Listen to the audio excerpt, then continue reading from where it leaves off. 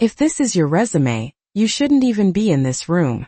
The words didn't echo, they landed, heavy and deliberate, slicing clean through the soft jazz and the low hum of billion-dollar conversations. A few glasses paused midair. Someone let out a quiet chuckle. At the center of the table, under warm amber lights that made everything look more expensive than it was, Daniel Whitmore leaned back in his chair, 2 fingers holding a single sheet of paper like it offended him. The paper was simple. No gold lettered.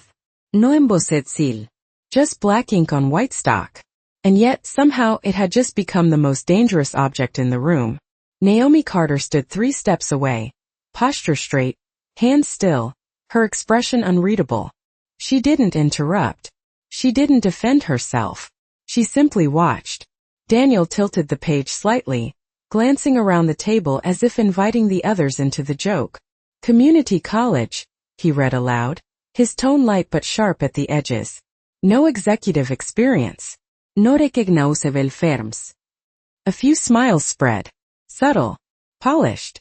The kind of smiles people wore when they wanted to stay on the winning side of a room. And currently employed as, he paused, squinting just enough to make it theatrical, a waitress. That word lingered. Not because it was loud but because of how easily it dismissed everything else. The room shifted. Not dramatically.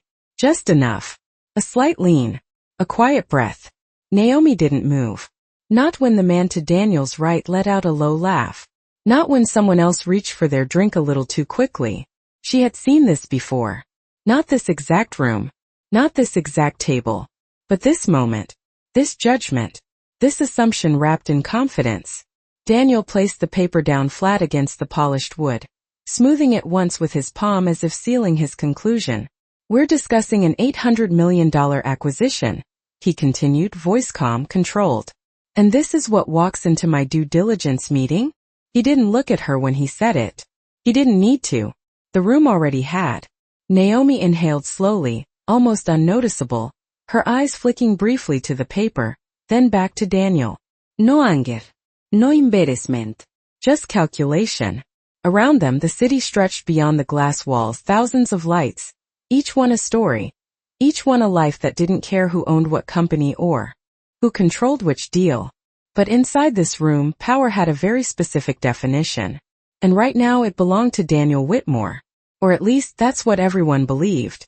He tapped the resume once with his finger, a soft rhythmic sound against the table. Tell me something, he said, finally looking at her, his gaze steady, expectant, already certain of the outcome. Did you actually think this would impress anyone here? A pause followed. Not long. Just enough to feel intentional. Naomi's lips parted slightly, then closed again as if she were choosing her words with care most people in that room had never needed to learn. She glanced down at the paper one more time, then back up. Her voice when it came was quiet, even, unrushed. Did you read all of it? The question didn't challenge him. It didn't rise. It didn't fall. It simply existed. And for the first time that night, something in the room shifted that no one could quite name. Daniel did not answer right away. His fingers remained on the edge of the paper, but they no longer moved. The room, once filled with quiet confidence, seemed to hesitate with him. He glanced down again, this time slower, as if the page had changed when no one was looking. I read enough, he said finally, though his voice had lost a fraction of its earlier certainty. It was subtle. Most people would not notice. But Naomi did. She did not step forward. She did not raise her voice. She simply nodded once, almost politely. Then you stopped too early. A faint shift rippled across the table. Someone leaned in. Another guest adjusted their seat. Daniel's jaw tightened just slightly before he lifted the paper again, this time with both hands. The top half remained the same. The same lines he had already dismissed. The same credentials he had already judged. But his eyes moved lower now, past the section he had skimmed, down toward the bottom of the page where the formatting changed. Smaller text. Denser. Less decorative. The kind of section most people ignored when they believed they had already made up their mind. His gaze slowed, then stopped. There was no immediate reaction.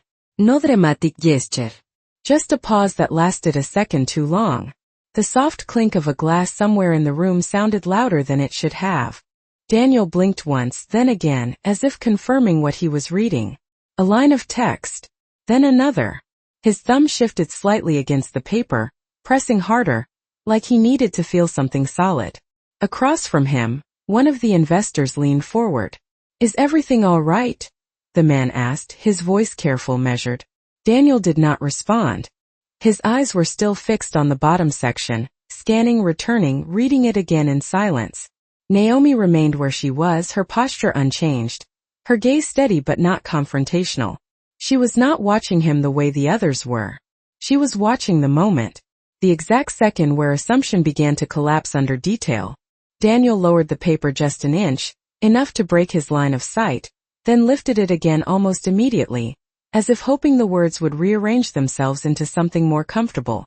They did not. A faint crease formed between his brows. Not anger. Not confusion.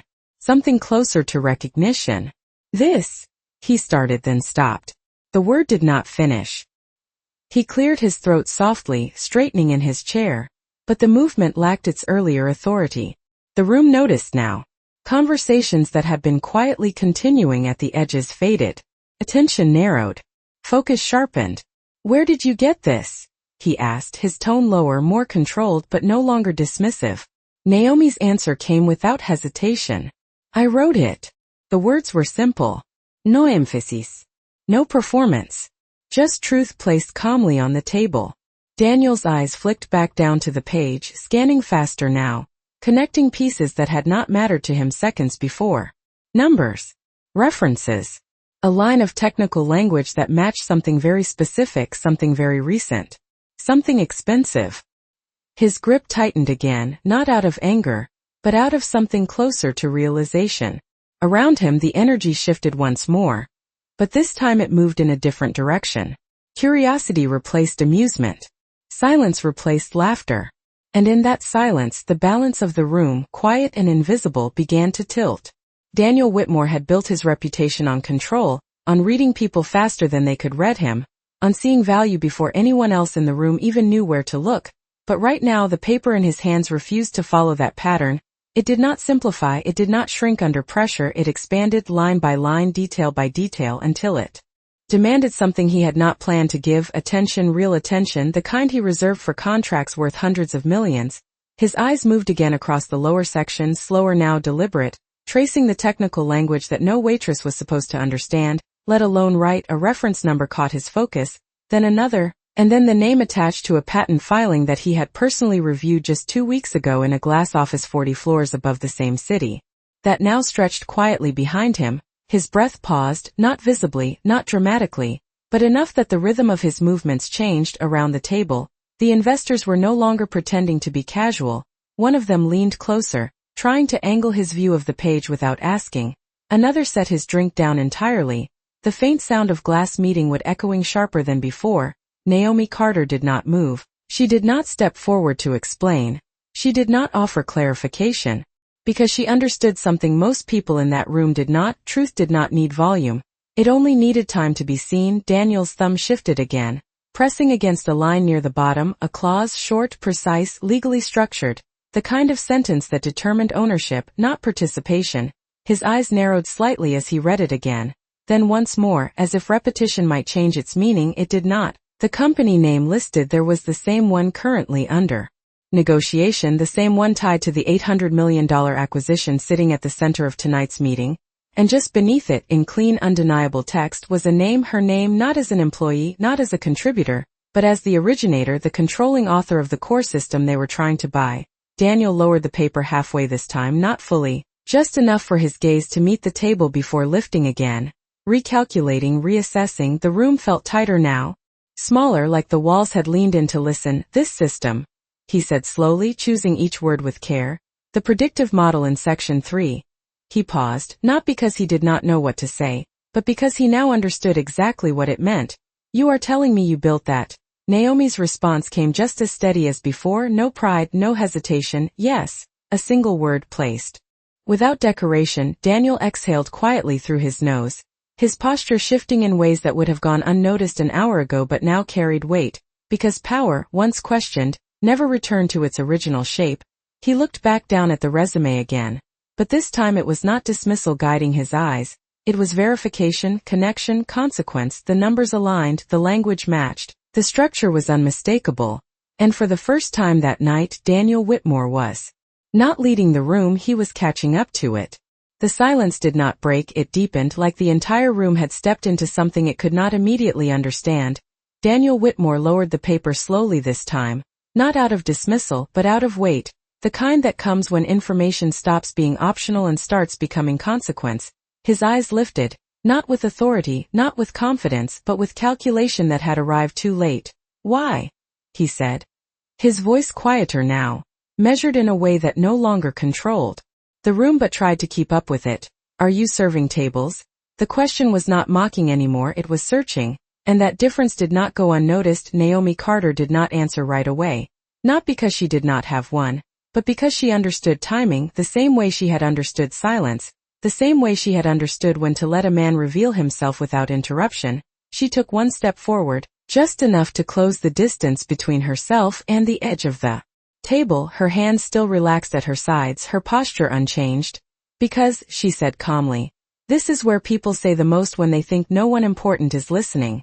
A faint shift moved through the room, not loud, not dramatic, but undeniable. A few glances were exchanged, subtle, cautious. Daniel's expression tightened, not in anger, but in recognition, because that sentence had just reframed the entire night, the entire room, the entire assumption of who held awareness and who held power. He looked back down at the resume again, but now it was no longer a document, it was evidence. Every line he had dismissed had become a question he could not ignore. "You built the core model," he said, more to confirm than to ask. Naomi nodded once. "And you never licensed it," he continued, his mind already moving through legal structures, ownership chains, exposure, risk. Her answer came just as steady, "No." The word landed clean, without hesitation. Across from him, one of the investors leaned forward further, unable to stay silent now. "Daniel," the man said carefully, "if she is the originator, then we are not acquiring a product, we are negotiating with a person." The distinction hung in the air, sharp and precise. Daniel did not respond immediately because he understood what that meant. It meant leverage had just shifted, not slightly, not temporarily, but fundamentally. The deal was no longer anchored to contracts and projections. It was anchored to the woman standing 3 feet away in a server uniform, the same woman he had dismissed less than 5 minutes ago. He placed the resume flat on the table again, but this time his hand did not smooth it, it rested there, still, as if acknowledging something he could no longer control. "Why did you not present this through proper channels?" he asked. His tone steady but no longer elevated. Naomi's eyes met his directly now, not confrontational, not defiant, just clear. "I did," she said. 3 times. The room stilled again. "And?" Daniel pressed, though something in his voice suggested he already knew the answer. Naomi's gaze did not shift. No one read past page 1.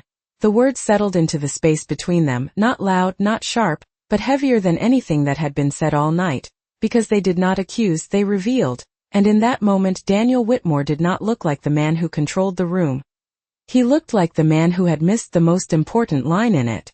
No one spoke after that, not immediately, because the sentence did not leave room for quick replies. It settled instead, slow and heavy, forcing its way into every corner of the room. Daniel Whitmore leaned back slightly in his chair. But this time it was not the relaxed posture of control, it was distance, the kind a man creates when he needs space to think.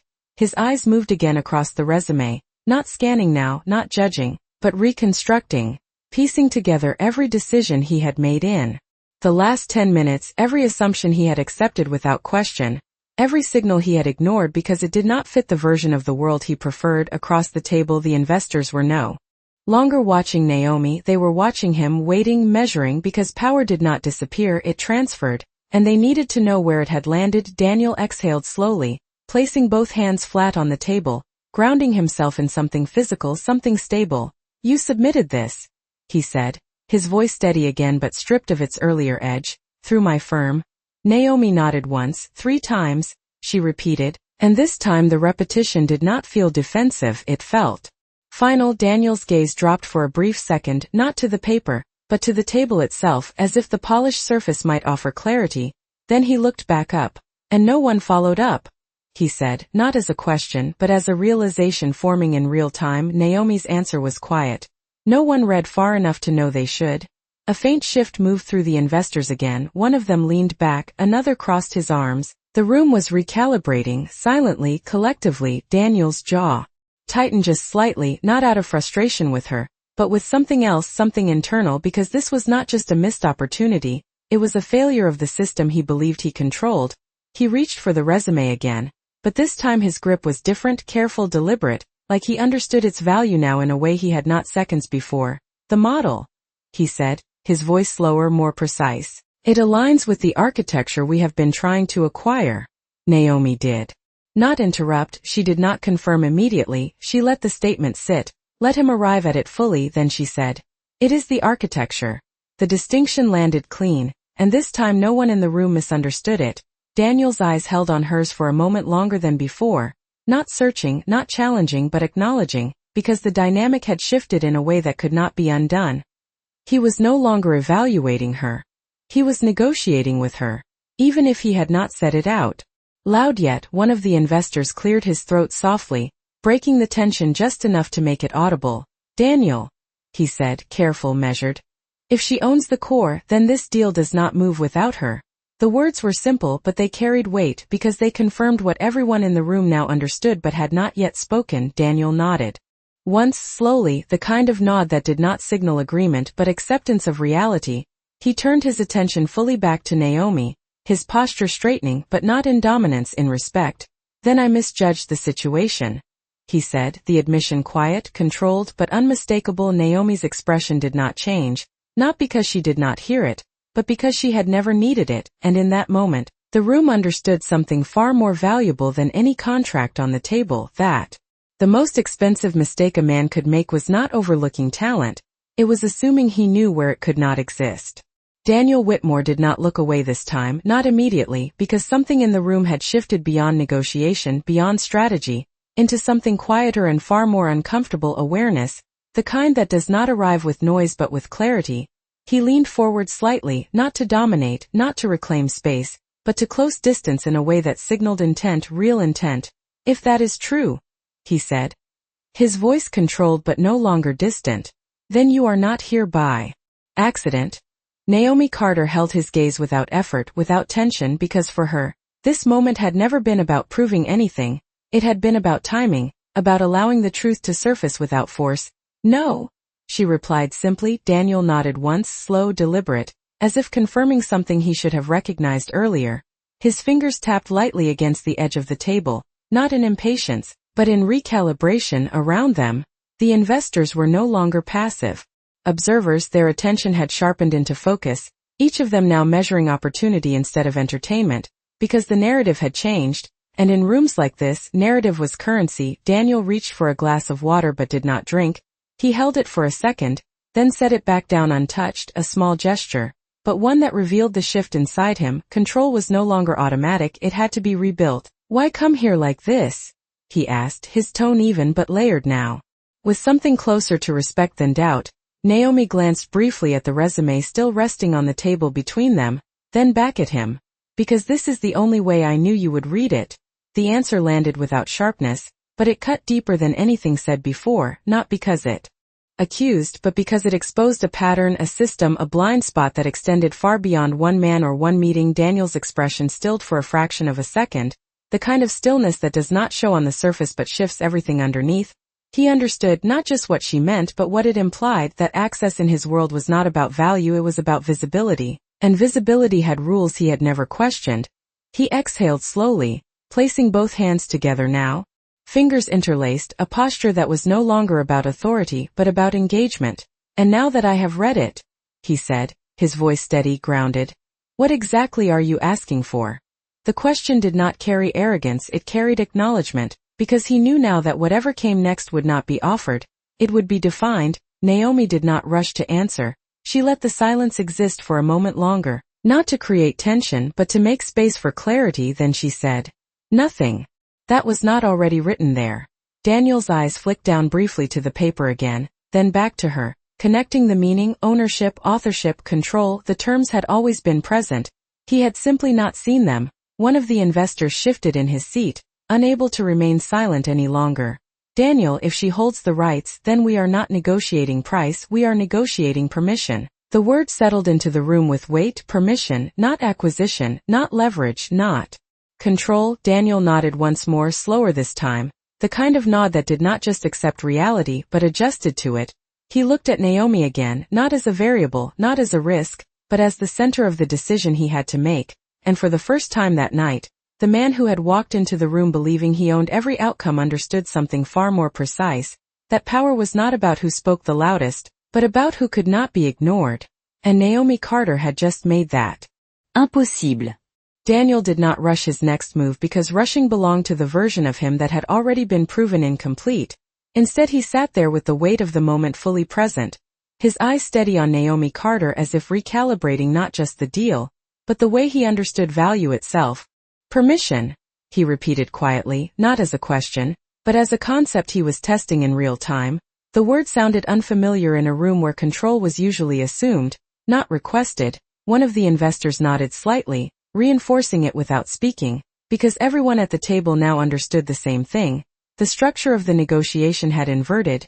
Daniel leaned forward a fraction more. His hands still interlocked, his posture no longer projecting dominance but precision. Then, "Let us speak clearly," he said, his voice calm, grounded, intentional. "You hold the origin rights to the system we are trying to acquire, and without your authorization this deal does not exist." Naomi did not immediately respond, not because she disagreed, but because she allowed statements to complete themselves before she confirmed them. She gave a small nod, once controlled, final. Daniel continued, adjusting his tone even further, stripping away anything that resembled assumption. "So, the question is no longer whether the system is valuable." He paused briefly, acknowledging the shift. "But how you define its value." The room stayed silent, but the silence had changed again. It was no longer tension, it was attention, focused, deliberate, the kind that precedes decisions that matter. Naomi's gaze moved briefly across the table, not in uncertainty but in awareness. She saw the investors, the subtle shifts in posture, the quiet calculations happening behind composed expressions. She understood that this moment was no longer about proving her worth, it was about defining her terms. She returned her eyes to Daniel, her voice steady, measured. "Value is not the problem," she said. "Recognition is." The sentence landed with clarity, not force, and for a moment no one spoke because it reframed everything again. Daniel's expression did not harden, it did not resist, it adjusted. He nodded slowly, absorbing the distinction, because recognition was not something he could assign after the fact. It had to be built into the structure itself. "Then define it," he said, not as a challenge but as an invitation. Naomi took a breath, not out of hesitation but to anchor the moment. "My name stays on the system," she said, each word placed carefully, not as a footnote, not as a contributor, as the creator. A faint shift moved through the investors, not disagreement, but acknowledgement of scale. She continued without raising her voice. "And any deployment, any expansion, any adaptation of the model requires my approval." The terms were not aggressive, they were precise, structured, impossible to misinterpret. Daniel listened without interruption, without negotiation, because he understood something critical. This was not where he countered. This was where he learned the boundaries of the new reality. Naomi finished simply. "You are not buying the system, you are partnering with it." The distinction settled into the room like a line drawn in clear ink. Daniel exhaled slowly. Not in frustration but in recognition, because for the first time that night, the path forward was not about regaining control, it was about aligning with something he could not replace. He looked at her, not as an obstacle, not as a variable, but as the defining factor of the outcome, and in that moment, the man who had entered the room expecting to own the conversation understood that he was now part of one he did not start. No one interrupted her after that, not because they could not, but because they understood that anything said too quickly would reveal more than it would protect. Daniel Whitmore remained still for a moment longer, letting the weight of her terms settle fully into the room, not resisting them, not challenging them, but measuring them against something deeper than strategy, reality. He shifted his hands slightly, no longer interlocked now, but open on the table, a subtle change but one that signaled something important. He was no longer holding his position, he was engaging with hers. "That is not a standard structure," he said calmly, his voice even, but without dismissal. Naomi's response came without hesitation. "Neither is this situation." The reply was quiet, but it carried precision because it did not argue, it defined. A faint reaction moved through the investors, not disagreement, but recognition of leverage that had become undeniable. Daniel nodded once, slowly. Acknowledging the point without resistance, his eyes briefly dropped to the resume again, then returned to her. "You are asking for control over deployment," he said, not to question it, but to clarify its scope. Naomi inclined her head slightly. "I am asking for responsibility to remain where the knowledge is."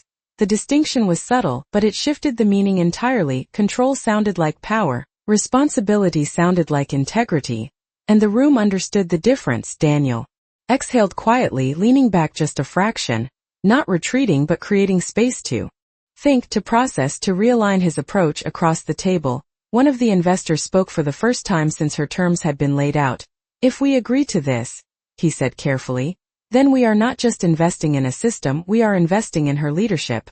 The sentence did not challenge, it reframed. Daniel turned his head slightly toward the speaker, then back to Naomi, because the conclusion was already forming. "Yes," he said simply, the word not rushed, not forced, but chosen. It landed differently than anything he had said earlier that night, because it was not about asserting control, it was about accepting structure.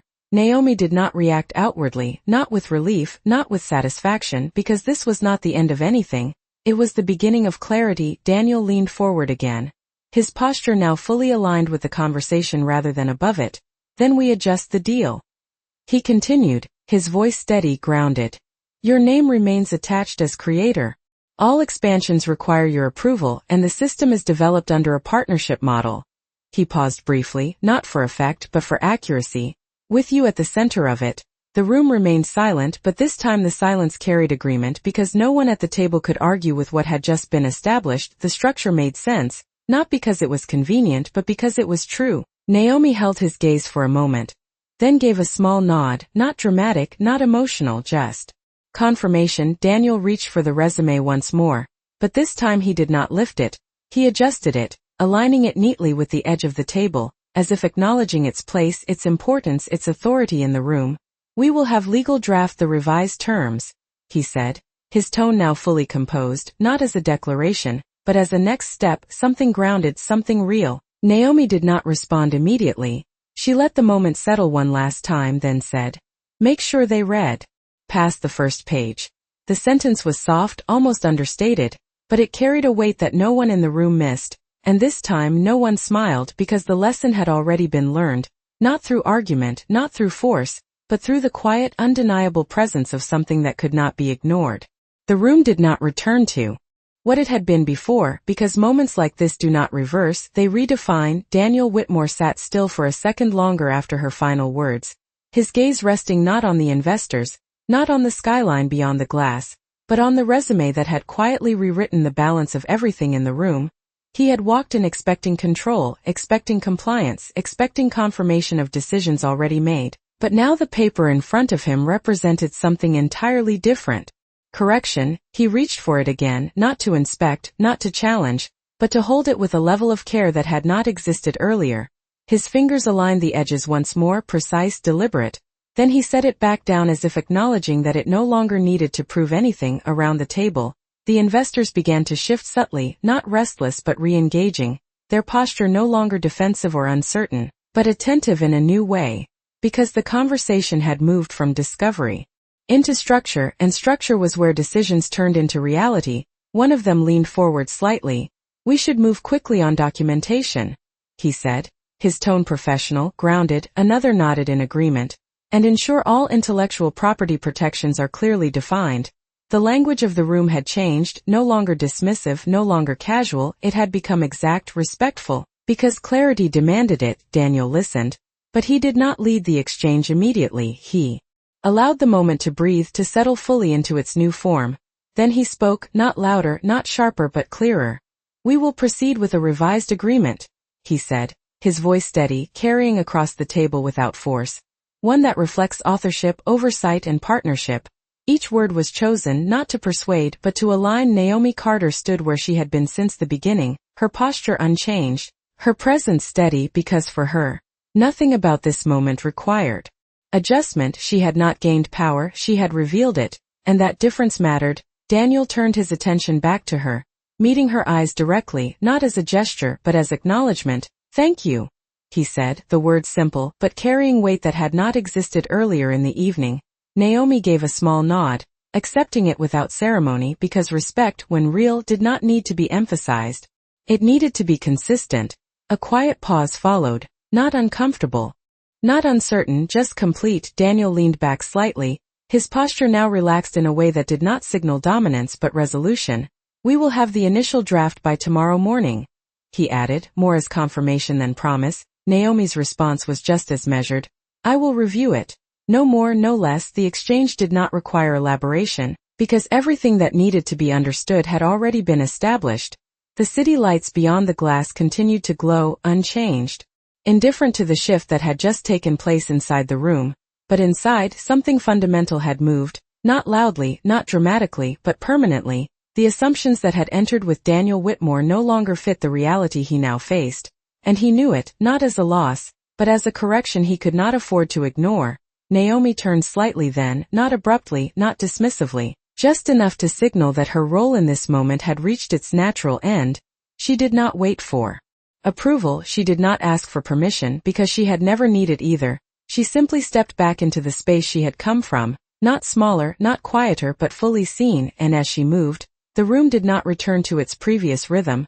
It adjusted around the truth she had left behind, that power without attention is blindness, and that the most important lines are often the ones people choose not to read, until they no longer have that choice.